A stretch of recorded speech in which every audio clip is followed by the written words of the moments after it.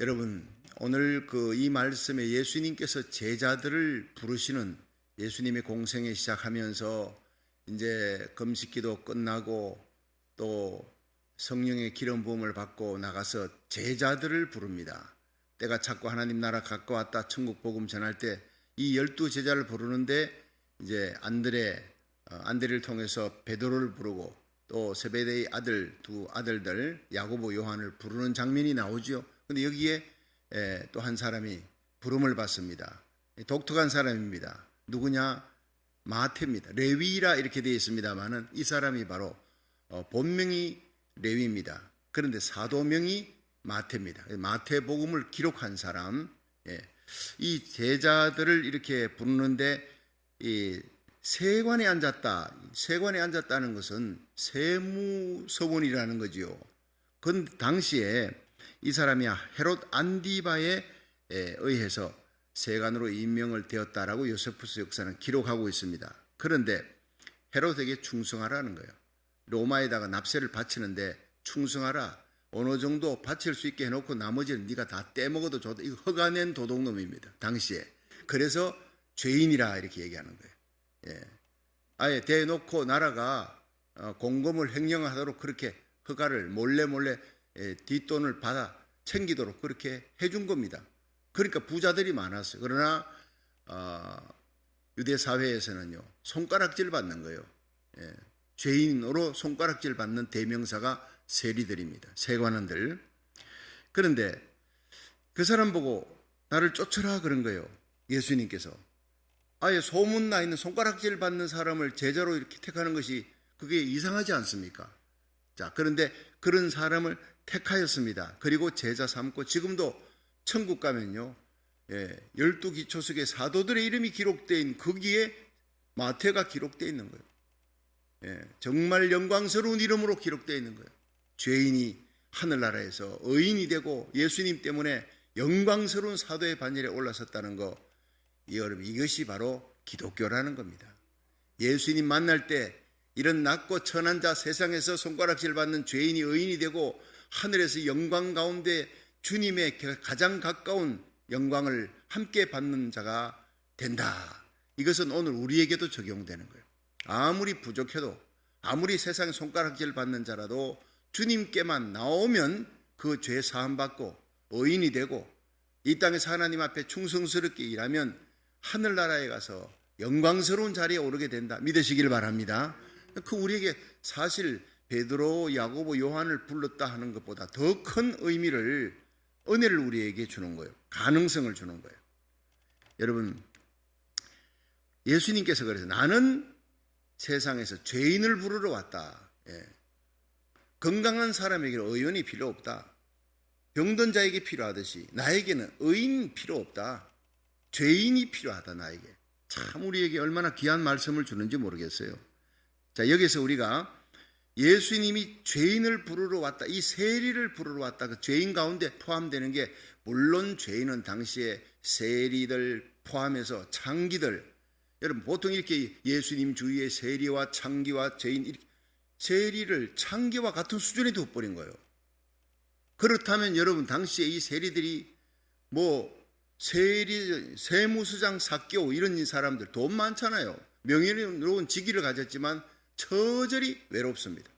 주위 사람들에게, 동족들에게 손가락을 받는 죄인, 창기들하고 같은 수준에 놓여 있는 근데 그들을 주님께서 어떻게 대하셨는지 한번 살펴보면서 우리가 은혜를 받는 시간 되기를 바랍니다. 첫 번째, 세리를 불러서 바리새인을 부끄럽게 했다는 거예요. 여러분 이거 놀라운 일입니다.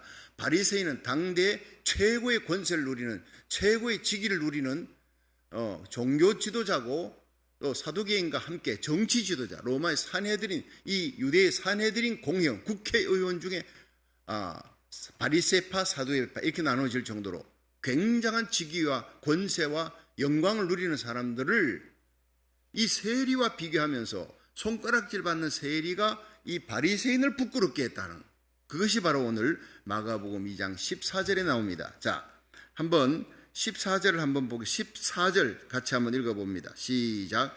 또 지나가시다가 알페오의 아들 레위가 세관에 앉아 있는 것을 보시고 저에게 이르시되 나를 조처라 하시니 일어나 조천이라. 자, 예수님께서 바닷가에 나가서 이렇게 설교하는 걸 좋아하셨어요. 사람들이 많이 모이고 예수님 산도 좋아하고 또 바다도 좋아하셨어요. 산을 좋아하는 사람은 어진 사람이 좋아하고 바다를 좋아하는 사람은 지혜가 있는 사람이 좋아한다 그랬던가, 아니면 거꾸로 바다를 좋아하는 사람이 어진 사람이고 산을 좋아하는 사람이 지혜로운 사람인가, 차 타고 오면서 내내 생각해도 잘 모르겠어요. 속담인데 어쨌든 어질고 지혜로운 사람이 산을 좋아하고 바다를 좋아했는데 예수님은 산도 좋아하고 바다도 좋아하셨어요.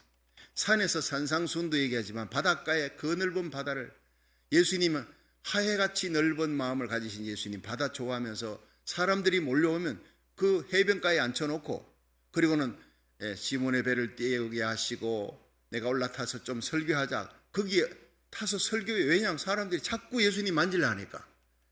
그래서 바다의 그 파도 소리를 들어가면서 설교를 하는데 예수님 목소리가 상당히 컸다고 생각되고 있어요. 마이크도 없는 그 시간에 많은 사람들 앞에서 설교를 바닷가에서 할 수 있다면, 또 5,000명 오병이 역사를 일으키는 그 베스다 전력에서 어린아이까지 여자까지 합치면 10,000명이 넘습니다. 그 많은 사람들 육성으로 설교를 하루 종일 했다 이 말이죠. 예수님 목소리가 보통 커지는 굉장히 컸을 것이다. 여러분 아무리 커도 소리 내어서 하루 종일 어떻게 설교할 수 있습니까? 얼마나 피곤합니까? 그러나 마지막에는 그 사람들이 갈 때 기진에서 쓰러질까 봐 하루 종일 아무것도 못 먹었으니 너희들이 먹을 것을 좀 주라. 그 마음이 예수님의 마음, 항상 배려하는 마음. 그런데 이 예수님의 사랑의 마음, 하늘 보좌를 버리고 이 땅에 오신 이유가 무엇이냐? 우리를 살리려고, 우리 죄 용서해 주시기 위해 십자가 지시려고 오신 예수님의 마음. 가다가 수로보내기 여인, 시돈 땅의 수로보내기 여인의 그 아픔 눈물을 해결해 주러 가신 거예요. 관광하러 가지 않았어요. 예수님은 귀신 들린 딸을 고쳐주기 위해 가신 예수님. 예수님의 행적을 보면요, 그냥 아니 베데스다 연못가에 6월절 행사 지내러 제자들과 같이 가도 제자들은 아이 쇼핑하느라 정신없어요. 시골에 있던 사람들이 오랜만에 예루살렘 와서. 그러나 예수님의 마음은 베데스다 연못가에 병자들이 있는 곳을 찾으셨던, 조금만 텀이 나면 세인들, 세리들, 창기들을 모아놓고 그들에게 설교하시던 예수님. 죄인들을 좋아하셨습니다. 그들을 미워하고 싫어한 게 아니에요. 여러분 에이즈 환자, 예수님 오늘날 교회에 오면요, 그 에이즈 환자도 예수님이 좋아하셨다고 생각하면 됩니다. 우리는요 경멸하지 않습니까? 자, 동성애자들, 어쩌면 동성애자들 예수님이 좋아했을지도 모릅니다. 여러분 제가 지금 아주 역설적인 얘기를 합니다. 우리 교회가 이 동성결혼 반대 서명운동에 온 남가주의 최고의 앞장서는 교회가 됐어서 지금까지도 그렇고 앞으로도 그렇습니다. 그것은 동성결혼은 하나님이 원치 않는 성경에 위배된 겁니다. 그러나 동성애자들은 불쌍히 여겨요. 그들이 알코올 중독자들 불쌍히 여겨야 돼요. 도박 중독자들 불쌍히 여겨야 돼요. 그들은 자기 죄의 성향을 따라 죄 짓고 거기서 빠져나오지를 못해. 이게 뭡니까? 중독이 되어버렸단 말이에요. 그러니까 이런 호모섹스에 중독이 된 자들, 그들은요 구해야 됩니다. 치료의 대상입니다. 구원의 대상이고 전도의 대상입니다. 믿으시길 바랍니다. 정오와 미움의 대상이 아니라는 거예요. 그런 사회 구조하고로 그걸 합법적으로 결혼을 시키도록 그렇게 50개주가 다 허락을 해버려서 이건 하나님이 미워하는 것입니다. 그런데 우리가 그들도 미워하면 되는 거예요. 죄는 미워도 사람은 미워하지 말라는 얘기가 예수님 말씀.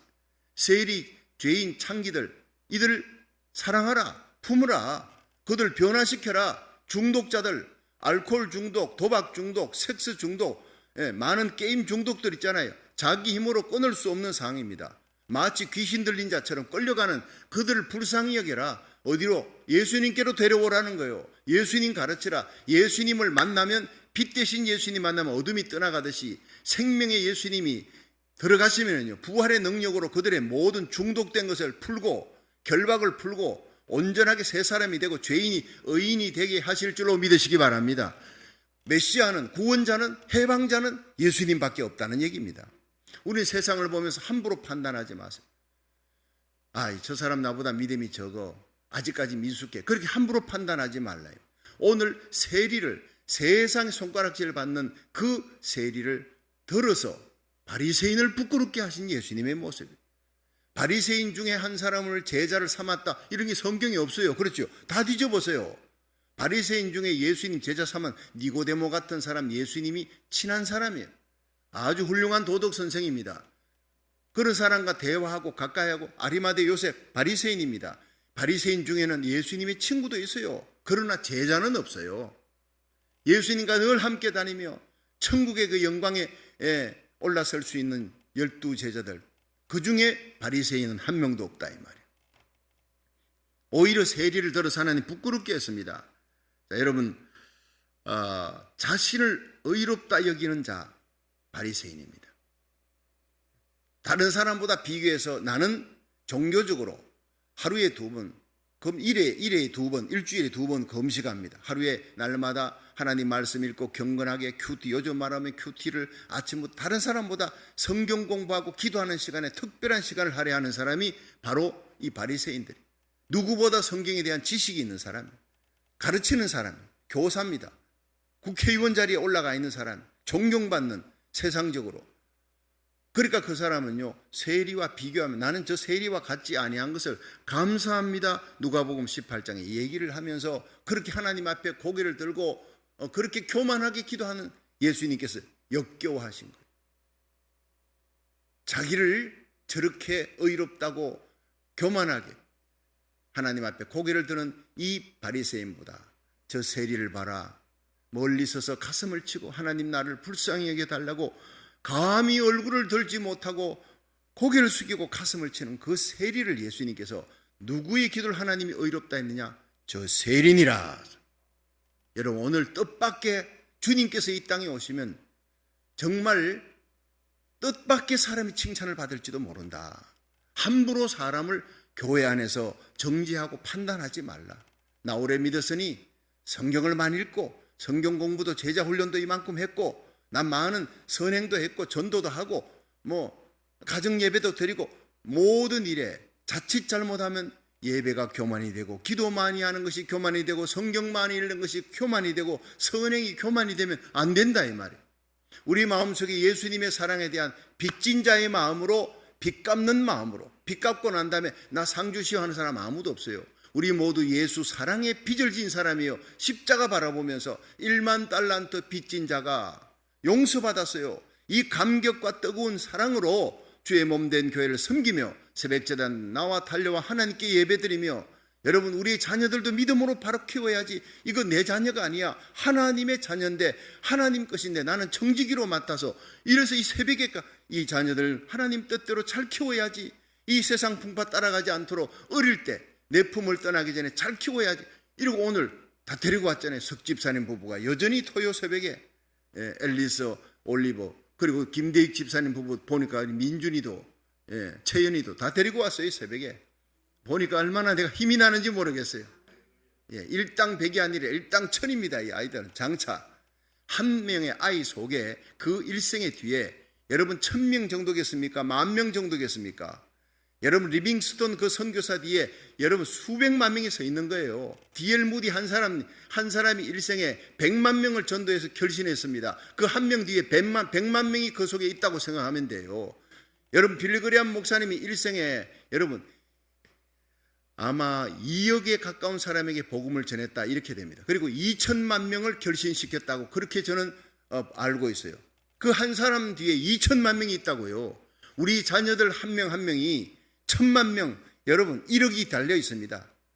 여러분 우리의 자녀들을 믿음으로 바로 키우고, 여러분 우리 교육부가 믿음으로 살아 미래가 있는 교회가 되고 주님이 기뻐하는, 주님의 눈으로 우리 자녀, 우리 교육부를 바라보면서 우리 좋은 교육 담당 목사님이 이제 곧 오실 겁니다. 할렐루야. 여러분 우리가 기도하면 교육부가 부흥합니다. 여러분 우리의 자녀들을 우리의 기도 그늘 속에 하나님의 몸된 교회, 우리 자녀들이 함께 다녀야 돼요.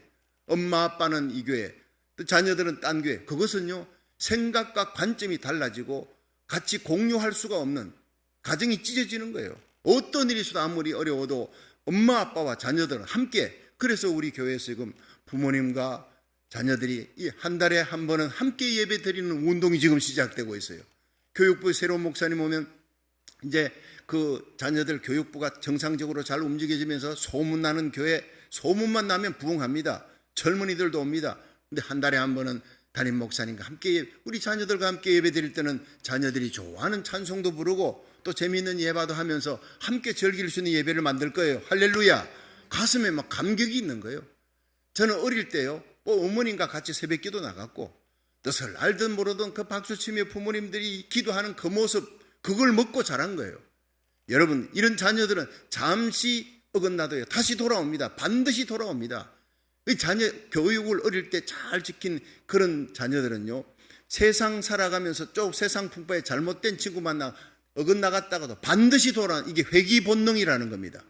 그래서 어린 아이들이 국민학교에 다 크기 전에, 졸업하기 전에, 중학교 졸업하기 전에 어릴수록 좋아요. 하나님의 말씀 암송시키고 기도하고 부모님과 함께 예배드리고, 그 아이들은 대학 들어가도 떠나지 않습니다. 많은 이민교회에서 대학 들어가면 애들이 떠나버려요. 왜냐? 부모님과 공감대가 없어요. 함께 예배드린 거 함께 나눈 그런 어떤 기억이 없는, 이 공감대가 없는 아이들은 떠난다. 이것이 지금 여러분 미국의 한인교회 위기입니다. 그 유대인들은요 안 떠나잖아요. 유대인 아이들이 어디 떠나가 딴 교회 가느냐, 그런 거 없어요. 중국 교회, 일본 교회 가요, 다 애들이 떠납니다. 대학 들어가면. 왜 떠나느냐? 걔들은 전부 다 집에서는 어떻게 해요? 집에서는 한국말 해요. 영어를 안 하고 그냥 일본어 하고 이렇게 하다. 바깥에 나가면 전부 다 영어를 하잖아요. 그런데 교회에서 어떻게 가르쳤느냐? 교회에서 전부 다 영어를 가르쳤어요. 그 일본 교회 다 사라집니다. 아무리 큰 교회라도 다 물려줄 자녀들이 없어요. 아무리 교회 건물 지어놔도 애들이 세컨 제너레이션이 떠나버리고 대학 다 떠나버렸어요. 한국 교회가 지금 그쪽으로 가고 있는 거예요. 이 출애굽에서 벗어나서 유대인들이 교육시키는 그 출애굽으로 가야 된다고 저는 여러분 이민 목회 21년 하면서 줄곧 외쳤습니다. 줄곧. 토렌스 제일 장로교에 있을 때도 보니까 당회가 2개야. 영어권. 결국은 세퍼레이트 되는 거예요. 여러분, 어린 아이들과 함께 부모님이 함께 있었던 그 아이들은 자라서요, 다른 애들은 대학 가면서 다 세컨 제너레이션 교회 따로 영어권 교회 가도 이 아이들은 부모님이 있는 교회 그대로 남아서 그대로 교회 귀한 일꾼이 되고 집사가 되고 권사가 되고 장로가 되더라 이 말이에요. 이렇게 우리 자녀들 요셉과 다니엘처럼 이중 언어를 확실하게 하는 한글 학교도 살아야 돼. 교육부도 살아야 돼. 젊은이들이 몰려와 함께 예배를 적어도 한 달에 한 번. 우리는 그동안 큰 행사할 때 여러분 크리스마스 예배, 송무영신 예배 같이 예배 드렸잖아요. 아이들과 함께 영어 노래도 부르면서 얼마나 좋아했습니까? 여러분, 그런 아름다운 교회를 만들어 나가기를 주의 이름으로 축원합니다. 되는 것입니다. 내게 능력 주시는 자는 내가 능치 못할 일이 없다. 모든 것을 할 수 있다. 주님께서 함께 하시고 주님의 뜻을 따라 말씀 따라가면 그 안에 모든 해답이 있는 줄로 믿으시기 바랍니다. 사랑의 가슴을 안고 기도하면 안 되는 것이 없다고요. 예수님 사랑의 가슴을 안고 우리를 살리기 위해 이 땅에 오신 예수님, 그 예수님의 눈에는 바리새인 같은 교만한 자보다 세리가 감히 얼굴을 하나님을 향해 들지 못해 나는 죄인입니다, 자기 부족함을 느끼고 나는 못났습니다, 나는 부족합니다, 나는 죄인입니다, 이런 의식을 갖고 있는 사람, 겸비한 사람을 예수님이 좋아하는 줄로 믿으시기 바랍니다. 교만한 자를 물리치는 거요, 겸손한 자를 좋아하는. 야고보서 4장 6절, 하나님은 교만한 자를 물리치시고 겸손한 자에게 은혜를 주신다 하셨느니라. 아멘. 여러분, 이 말씀대로 우리는 우리 주위 사람들 둘러보며 나보다도 저 사람은 기도도 못해, 성경도 못해, 예배 드리는 거 나보다도 못해, 함부로 정죄하지 말라요. 자칫하면 우리가 영적 바리새인이 되면 안 된다 이 말입니다. 언제나 부족함을 느끼고 심령이 가난한 자는 복이 있나니 천국이 저희 것이다. 산상수훈 예수님 첫 번째 얘기잖아요. 마음을 겸비하라, 낮추라. 세리와 같이 낮아진 자를, 눈물 흘리는 자, 상한 심령을 가진 자를 우리 주님이 기뻐하신다 이 말이에요. 자, 두 번째, 세리를 예수님이 아브라함의 후손이다 이렇게 불렀어요. 여러분, 누가복음 19장 이 9절에 보면은 예수님께서 삭개오를 이제 향해서 부른 얘기가 있습니다. 삭개오가 결국 예수님 만나러 갔다가 사람들이 많고 키는 자가 갈 수 없어 어디로 올라갔죠? 뽕나무, 예수님 지나가는 길에 뽕나무에 올라갔는데 그 슈퍼스타 지저스 크라이스트, 기적과 이적을 행하고 많은 병자 고치고 귀신 쫓아낸 사람들이 병든 자 데리고 예수님 주위로 막 몰려 따라갑니다. 그런데 예수님 가시던 길을 방향을 바꾸었어요. 삭개오가 있는 뽕나무 밑으로 가셨다 이 말. 자, 삭개오가 이 뽕나무인데 예수님 이렇게 지나가시는데 예수님 얼굴 한번 보려고 그 사람들 키도 크고 자기는 키가 작으니 뽕나무에 올라갈 정도였는데 예수님이 가시다가 방향을 바꾸었어요. 여러분, 이 예수님께서 삭개오가 있는 뽕나무 밑에를 삭개오가 가슴이 두근두근 할 거 아니에요. 예수님 얼굴 한번 보려고 이렇게 올라갔는데 예수님이 방향을 바꾸고 자기 뽕나무 밑으로 오시더니 갑자기 뽕나무 밑에 섰어요. 고개를 들어 삭개오를 쳐다보면 눈이 마주쳤다 이 말이요.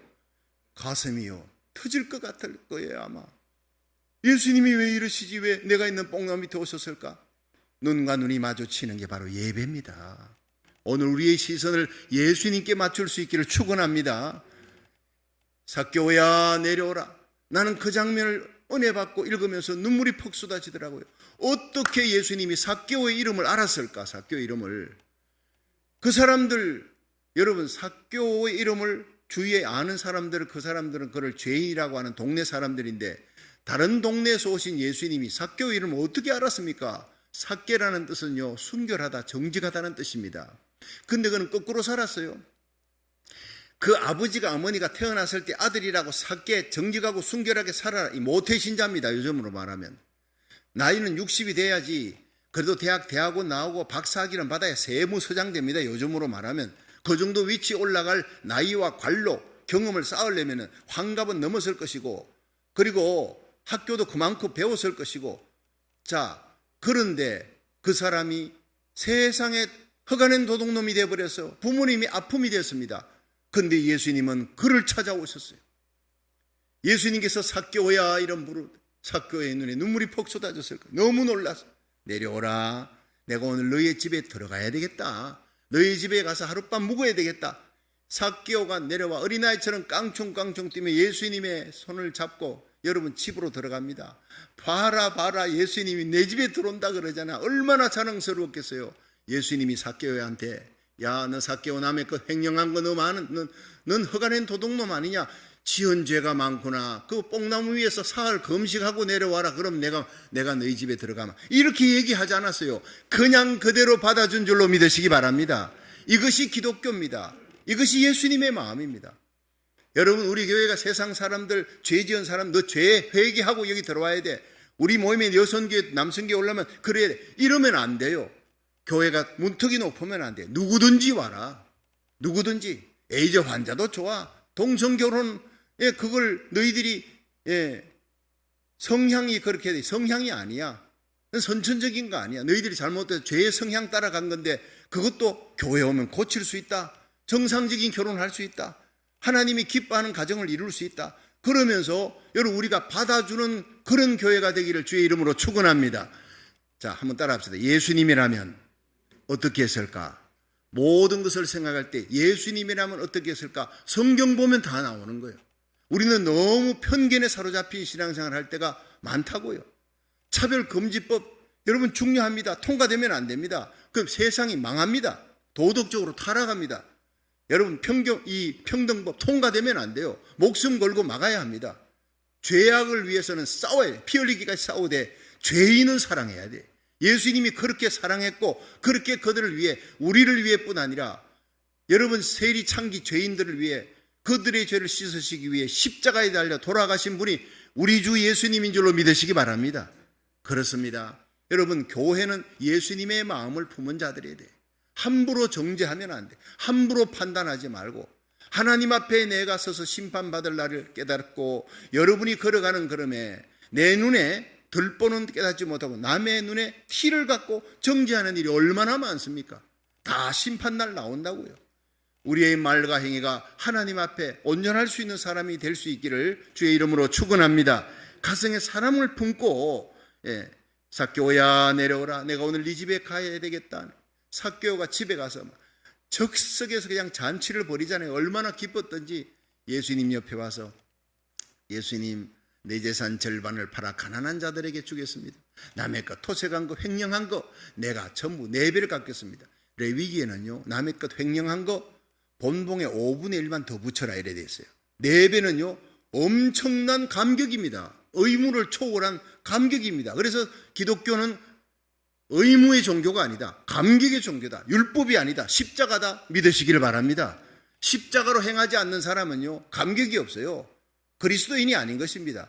그리스도인이라는 이름, 목사, 장로, 권사, 집사라는 이름은 가졌지만 주의 길로 행하지 않는 사람이에요.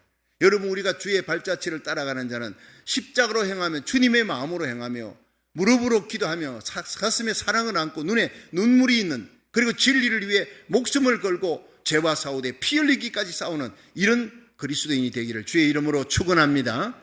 자, 여러분 삭개오의 명예를 회복시켜 줍니다. 오늘 이 집에 구원이 이르렀다. 예수님이 얼마나 칭찬하는지. 예수님께서 삭개오에 밥 먹으면서 삭개오야 내 너희 집에 왔는데 내가 한마디 하겠다. 너 지은 죄가 많더만. 내가 보니까 빨리 회개해. 남의 것 토색한 거 다 이렇게 정리하고 횡령한 거 다 갚고 너 재산 좀 팔아 가난한 사람들 나눠주고. 예수님이 한마디도 안 했습니다. 한마디도. 그냥 받아주고 삭개오야 내려오라. 네 집에 가겠다. 집에 가서 예수님은 그냥 밥만 먹고 계세요. 그 삭개오가 저절로 와서 예수님께 직고한 거예요. 자기가 감격으로 내놓은 거예요. 왜냐? 빛이신 예수님이 오셨으니까. 자기 속에 어둠이 물러간 거예요. 이기심이 떠나간 거예요. 사랑의 예수님이 오니까 나밖에 모르던 돈이 하나님이었어요. 남이 욕하거나 말거나 돈이 있어야 내가 살아갈 수 있는 힘이다. 이것만이라도 내가 붙들어야지 이렇게 모아놨던 그 돈 다 풀어버린 거예요. 자기에게 하나님이었던 그 돈이 예수님 만나고 나니까 이거 남에게 베풀어 주라고 하나님이 나를 도구로 썼는데 이거 내가 챙기는 짜린고비가 돼서 구두쇠가 돼서 이거 죄구나. 그걸 예수님이 오시니까 저절로 깨달아지더라 이 말이에요. 여러분 열매를 보면 그 나무를 압니다. 남의 것 베풀어 주면 내가 가난한 사람에게 내 재산 절반 팔겠습니다. 그것은 예수님이 오실 때 우리 속에 성령이 오시면요 불쌍히 여기는 마음을 갖게 될 줄 믿으시기 바랍니다. 오순절에 성령의 역사가 일어나니까 멀리서 왔던 사람 노잣돈 떨어져서 베드로 말씀 더 듣고 싶은데 돈은 없어. 이 사람들에게 교인들이 자기 집을 팔아 가난한 자들에게 나누어 주었다. 성경 기록되어 있어요. 핍절한 자가 한 명도 없었다. 나누어 주는 남의 아픔이 다른 사람의 니드, 그들의 필요가 나의 필요보다 더 크게 보였다. 이것이 바로 성령이 역사하는 교회인 줄로 믿으시기 바랍니다. 그렇습니다. 우리의 자녀들이 여러분 방황하고 아파하고 힘들어하는 그 모습 보면 가슴 아파하고 눈물 흘려야 돼요. 어렵고 힘든 이 시대를 살아가는 우리 자녀들을 바라보며 눈물 뿌려 기도하는 새벽 기도가 되기를 주의 이름으로 축원합니다. 우리가 살아온 시대보다 우리 자녀들이 살아갈 그 시대가 얼마나 엄난하고 폐역하고 악한 시대가 다가오는지 적그리스도의 시대가 다가오잖아요. 그 후에 예수님의 재림과 예수님의 승리가 있지만 그 승리의 날 예수님 곁에 꼭 설 수 있도록 주의 길을 꼭 걸어가는 믿음의 승리자가 되도록 우리 자녀들을 위해 눈물 뿌려 기도하는 저와 여러분이 되기를 주의 이름으로 축원합니다. 가슴에 사랑을 안고 나라 민족을 위해 기도하고 사실은 그보다 더 중요한 게 우리 자녀들 그 영혼을 붙들고 이 새벽제단에 나와 함께 기도하면 이제 끝나고 나면 자녀들 데리고 올라오세요. 정말 뜨겁게 기도하며 안수할 겁니다. 이 자녀들 위해 기도하면 내 가슴에 눈물이 나요. 새벽 기도에도 늘 십자가 밑에 설교 끝나고 나면 우리의 자녀들 생각하면 이 악한 시대를 어떻게 살아갈까 생각하면 눈물이 난다고요. 우리 함께 정말 뜨거운 사랑의 눈물을 안고 우리 자녀들 위해 기도할 수 있는 거룩한 하나님의 백성 되기를 주의 이름으로 축원합니다. 주님께서 여러분 예루살렘의 딸들아 나를 위해 울지 말라. 십자가 지고 가는 길에 많은 여인이 오니까 나를 위해 울지 말고 너희와 너희 자녀들을 위해 울라. 장차 예루살렘이 뒤집어 엎어지고 로마 타이투스 장군이 와서 이 엄청난 AD 70년의 사건이잖아요. 100만 명이 죽어요. 그게 어린아이들도 죽어요. 요세푸스 역사가의 기록에 의하면 임신부의 배를 갈라서 그 죽였다는 기록도 나옵니다. 그 어린아이들도 땅에 메어 칩니다. 그들을 바라보면서 주님이 눈물 흘린 거예요. 그런 날이 온다고. 10만 명이 끌려갑니다. 여러분 장차 일어날 모든 요한계시록의 사건들 보면서 우리 자녀들이 이 시대에 요셉처럼 다니엘처럼 사드락 메사가 아벤노고처럼 풀무불에 던져져도 나는 하나님을 향한 믿음의 정조를 지키겠습니다. 세상 탐욕 우상에 절하지 않고 권력에 비굴하게 무릎 꿇지 않고 신앙의 정절을 지키는 요셉처럼, 다니엘처럼, 사드락 메삭 아벳느고처럼 키워나가기를, 에스더처럼, 드보라처럼 위대한 믿음의 용장으로 키워나가기를, 수많은 영혼을 주님께로 인도하는 위대한 전도자로 키워나가기를, 주님 앞에 영광스럽게 세워지는 귀한 빛들의 자녀로 키워나가기를 주의 이름으로 축원합니다. 예수님은 세리 이 세무스장 삭개오를 오늘 이 집에 구원이 이르렀다. 이도 아브라함의 자손이다. 여러분, 세리를 불러 제자를 삼음으로 바리새인들을 부끄럽게 하셨던 예수님께서 삭개오의 집에 가서 삭개오의 헌신, 그 사랑을 보고 오늘 이 집에 구원이 이르렀대요. 아브라함의 자손이라는 이 명칭, 이스라엘은 가장 명예로운 명칭인데 그런 명칭을 줬단 말이에요. 얼마나 귀한 일입니까? 회개한 삭개오, 그 사람은요, 아브라함의 후손으로 구원의 반열뿐 아니라 존귀한 자리에 올리시는 하나님이, 중요한 것은요, 회개입니다. 우리가 회개할 때 죄인도 의인이 되고 병든 자도 치유해 주시고, 아무리 약한 자, 아무리 무능한 자도 유능한 자, 어리석은 자도 지혜로운 자를 다스리는 자가 되게 하실 줄로 믿으시기 바랍니다. 로마서 8장 33절에 누가 능히 하나님의 택하신 자를 송사리요, 의롭다 하시는 하나님이시니 누가 정죄하리요. 하나님이 의인으로 만들어본데 누가 죄인으로 손가락질 하겠느냐. 하나님께서 의롭다 하셨는데 누가 세리라고 정죄하겠느냐는 거예요. 예. 마지막 세 번째가 세리를 의인이다. 누가복음 18장 14절에 성전에서 기도하는 바리새인과 이 세리 얘기를 제가 했지 않습니까? 그런데 예수님이 누구를 의인이라 할까요? 제자들한테 누가 하나님 앞에 의롭다함을 받았겠느냐? 제자들이 말을 못해. 딱 보면 알지. 바리새인 아닙니까? 겉으로 보기에는 일에 2번씩 금식하고, 이 사람들은요 다 긴 옷을 입고, 그리고는 이 속 안주머니에, 요세푸스 역사가의 기록에 의하면 안주머니에다 구멍을 냈어요. 그리고는 돈을 가면서 속 지나가면서 쩔렁쩔렁, 거지들이 이렇게 있으면요 그 돈을 넣으면 구멍으로 돈 떨어지잖아요. 딸랑딸랑 떨어지면 거지들이 또 따라오면서 떨어진 그 돈을 받고, 그 자기의 이 의를 그런 식으로 은근하게 자기의 선행을 그런 식으로 보여요. 나는 선행도 많이 했습니다. 하나님, 나 토색하지 않았어요. 불의를 행치 않았어요. 저 세리와 같지 아니함을 감사하나이. 감사가, 역겨운 감사가 나옵니다. 고개를 빳빳하게 들고 내가 아무리 저 사람과 같지, 세리 같지 않게 해주신 거 감사합니다. 그런데 제자들이 볼 때 누가 봐도 그 바리새인이 종교적으로 뛰어난 사람은 성경 공부하고 늘 기도하고 선행하고 금식까지 하고, 그런데 도덕 선생인데 세리는 감히 얼굴을 들지 못하고 가슴을 치며 울며, 자, 그 모습을 예수님이 봤어요. 가슴이 짠하잖아요. 누가 의롭다함을 받았느냐? 저 세리니라. 오늘 이 말씀이 우리에게 어떻게 비춰지겠습니까? 예수님이 이 땅에 오셨을 때 여러분 떳떳이 맞이하려던 그 자격 있다고 생각하던 바리새인, 읽은 서기관들, 헤롯이 물어봤어요. 메시아가 어디서 난다고 성경에 기록되어 있느냐? 미가서 5장 2절에 베들레헴 에브라다입니다. 베들레헴입니다. 알았지만 갔어요, 안 갔어요? 경배 안 했어요. 머리로만 알았어요. 아무리 성경 많이 알아도 주의 길을 걷지 아니하는 자, 순종하지 않은 자는 소용없어요. 여러분, 동방에 이방에 박사들이 왔습니다.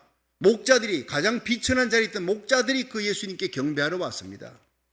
가장 천한 자들이, 안나, 시몬 이런 사람, 나이 늙었습니다. 성전에서 기도하던 사람, 하나님의 계시를 받고 예수님을 품에 안고 기도하는 사람, 아주 극소수의 사람들이었어요. 예수님 재림할 때 어쩌면 그런 일이 또 벌어질지 모릅니다. 다시 오실 예수님 앞에 나는 넉넉히 구원받을 수 있다, 나의 의로. 여러분, 이렇게 교만해서는 안 되는 거예요. 새벽기도 할수록 1000번째 335일 대단하잖아요. 할수록 겸손해야 될 줄로 믿으시기 바랍니다. 기도 교만하면 안 돼요. 난 이렇게 기도하는데 너는 왜 하냐? 정죄하면 안 되는 거예요. 여러분, 우리가 성경 많이 읽었다고 성경 읽을수록 겸손해야 돼. 십자가 질 힘을 얻고, 기도할수록 십자가 질 힘을 얻고, 내 가진 것을 베풀어주며 나누어주며 그들을 위해 중보 기도하면서 주님의 마음을 갖고 여러분 살아갈 수 있는 그런 성도를 주님이 찾고 있는 줄로 믿으시기 바랍니다.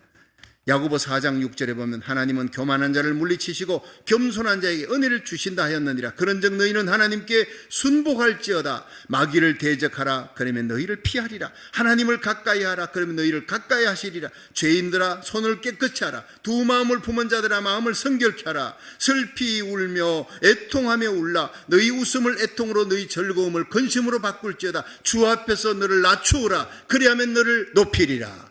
여러분, 우리가 주님 앞에 높아지고 주님이 인정받고 주님이 기뻐하는 성도, 주 앞에 낮추어라.